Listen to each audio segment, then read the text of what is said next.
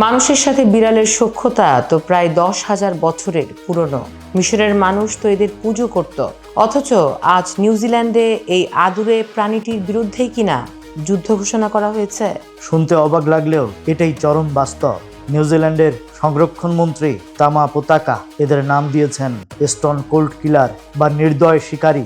লক্ষ্য 2050 সালের মধ্যে দেশ থেকে সব বন্য বিড়াল নির্মূল করা।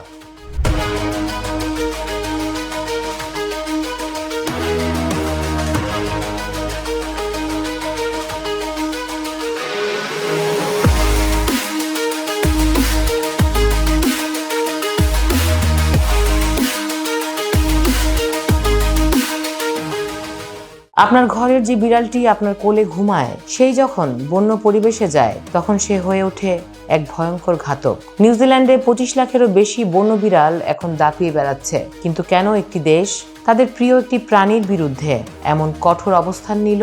নিউজিল্যান্ডের জীববৈচিত্র্য পৃথিবীর মধ্যে অনন্য, কিন্তু এই 25 লাখ বিড়াল যেন একটা জীবন্ত তলোয়ার। স্টুয়ার্ট দ্বীপে সাউদার্ন ডটারেল পাখি এখন বিলুপ্তির মুখে। ওয়াহাকুন এলাকায় মাত্র এক সপ্তাহে 100টির বেশি বাদুড় সাভার করে দিয়েছে এই বিড়ালগুলো, যেখানে প্রাণ বাঁচাতে এক প্রাণের বিনাশ জরুরি হয়ে পড়েছে। কিন্তু প্রাণী অধিকার কর্মীরা কি এটাকে মেনে নেবে? একটা প্রাণীকে বাঁচানোর জন্য আরেকটা প্রাণীকে নির্বিচারে বিষাক্ত টোপ দিয়ে বা স্প্রে প্রযুক্তি দিয়ে মেরে ফেলা কি মানবিক? এটা কি বাস্তুসংস্থানে অন্য কোনো প্রভাব ফেলবে না?